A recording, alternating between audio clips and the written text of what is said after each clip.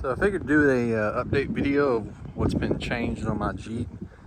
Over the last 6 months, it's went through a complete rebuild. New axles, front and rear, full hydro, 7-inch stretch. So just gonna highlight on what has been changed.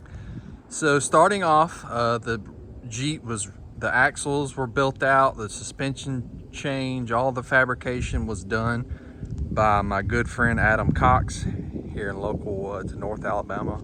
Amazing fabricator. He does work on the side. If you want him to do some work for you, just feel free to message me and I'll get you his contact info. But to start off, just to kind of see the stretch difference, it's a 7-inch stretch overall.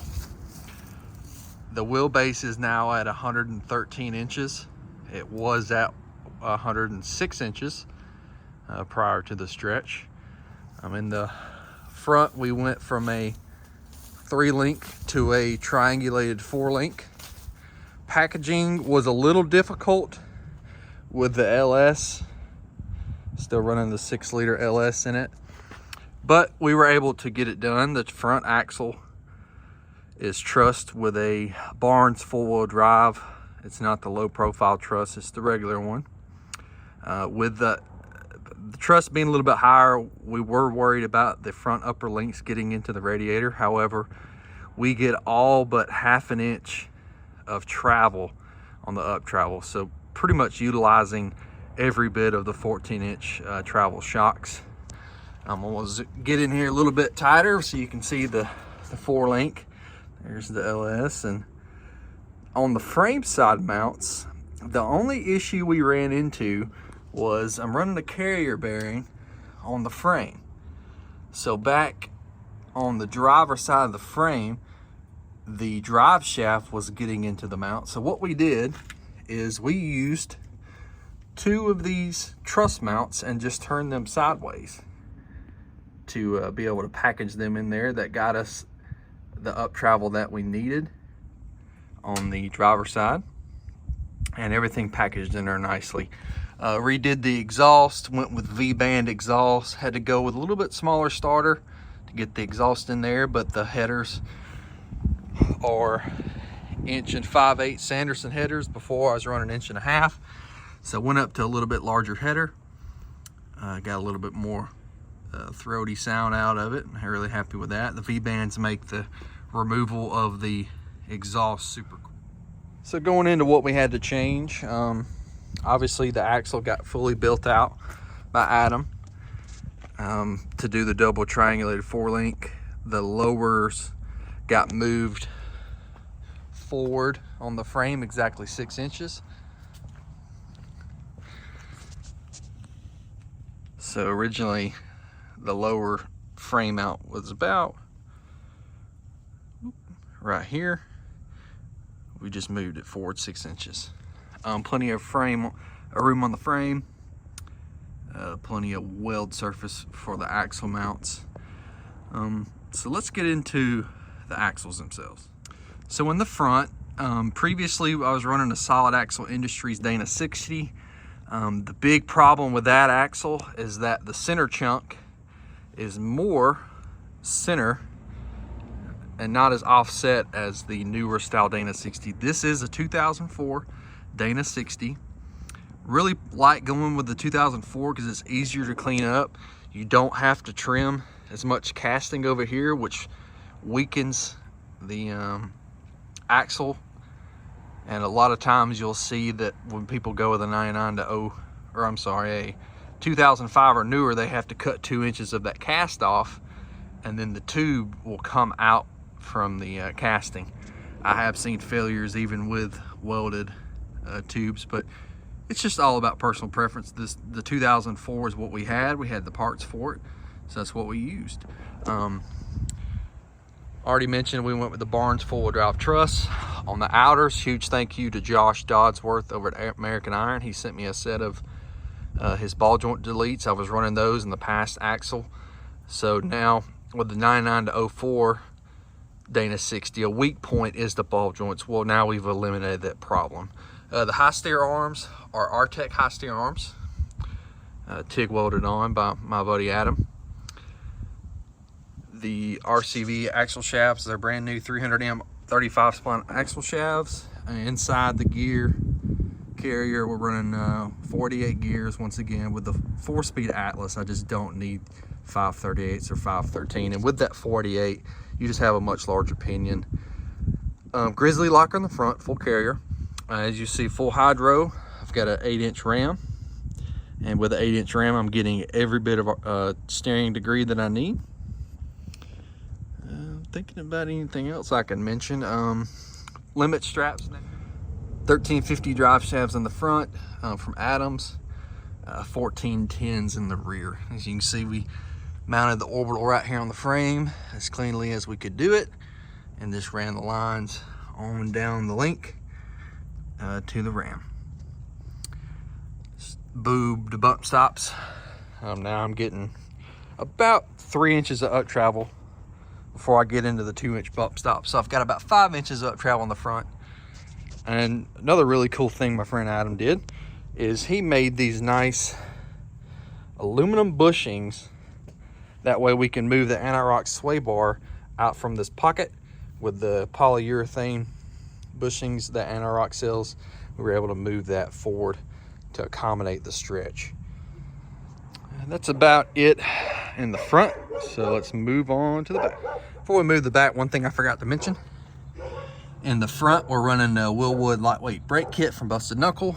All the brake lines beautifully done by my friend Edward Gentle here. He also is local to North Alabama. If you want any brake line work done, he does great work, great quality, affordable. Just a nice homegrown guy, do anything for you. So just let me know if you want me to get you in contact with him. He does a lot of other manufacturing stuff as well. So just give me a comment if you want his contact info. So now we're at the back. Traditional 14 bolt in the rear. Did do a 13 bolt shave kit. TMR full truss on the rear. I wanted as much strength as possible. 48 gears in the rear. Detroit locker. Axle shafts are Nitro's chromoly axle shafts. Did go with the stage 8 locking nuts. Here's you a good beauty shot of the Coalworks rock rings, thanks to Josh Bishop up in Tennessee. Not really much changed with the upper shock mounts. However, we did change out the springs.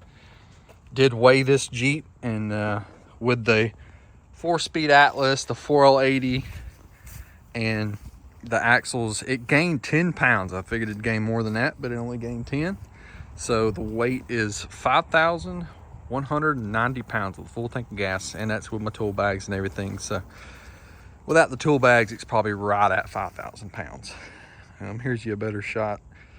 Proportionally wise, I think this Jeep turned out great with the stretch. I'm not a big fan of the rear axle being past the Jeep. Of course, you know, everybody has their own opinions, but with the way this 113 looks on this Jeep with these 43s, I'm extremely happy with it. Back to the suspension. Kept the double triangulated 4-link in the rear. Didn't really change anything with that. There's the Atlas. The bottom links mount to the skid plate like they did before. However, we did go with beefier upper mounts. I believe those are from Barnes as well. 1410 drive shaft in the rear.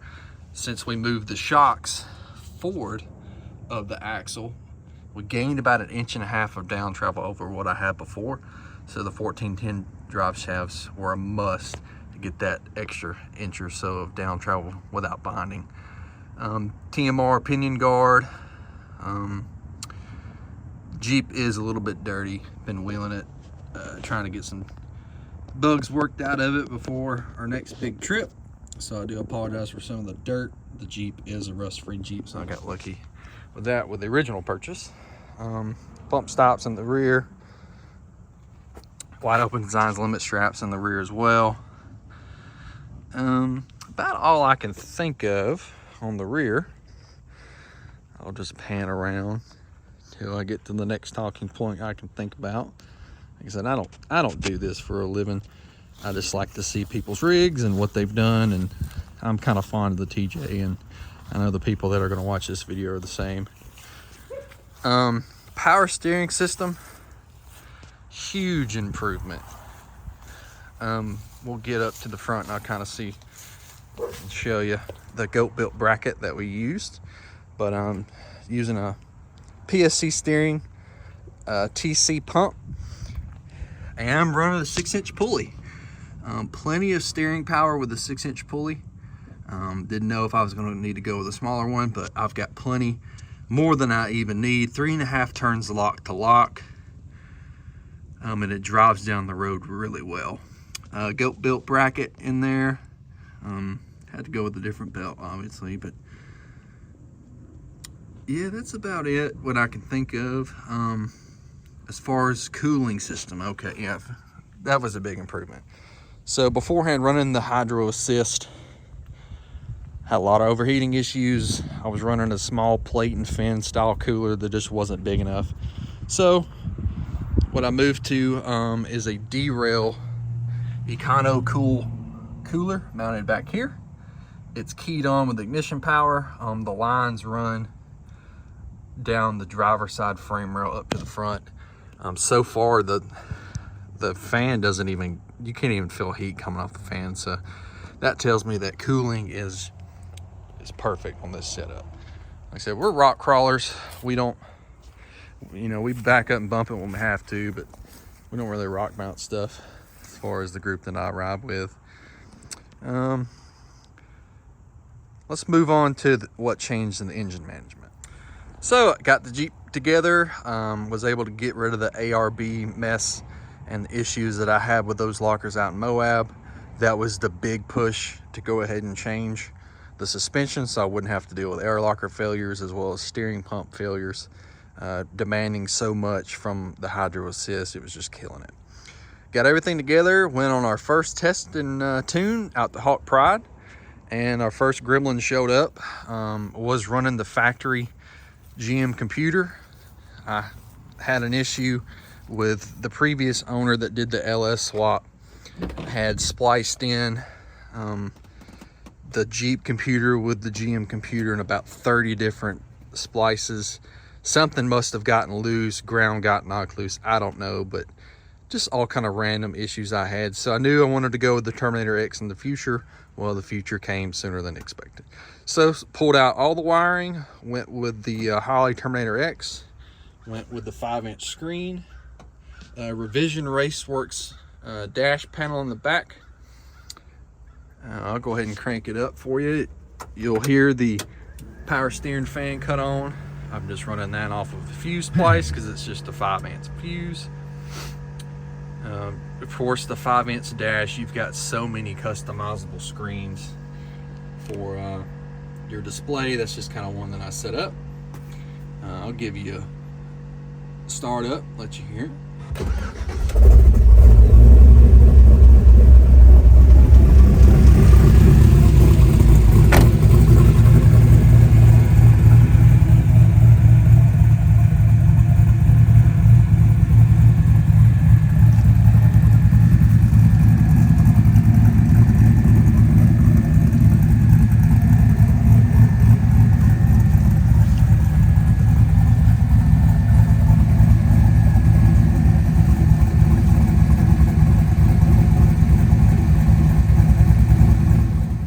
So to finish up the video, like I said, I just want to give a huge shout out to my friend Adam. Not only is he a good friend, but he's just a good person, great, knowledgeable fabricator. Without him, my dream Jeep build would not be possible. So huge shout out to him. Thank you to Edward for coming by and helping us during the process. Thank you to Ed Bendall for rebuilding my 4L80. Didn't need rebuilt, but the case was cracked. So just thank you to all those guys. Glad to have you as friends, and hopefully one day, Adam, you'll get your rig fixed and we'll be wheeling all the time. But that's pretty much it. Gonna wrap up this video. Like I said, I am by no means a YouTuber or self-proclaimed to be professional, but this is just a video of my Jeep. Hope it helps someone else and giving them inspired and what they maybe want to do for theirs. But if you have any questions or you want to see anything specific, just leave a comment. Thanks.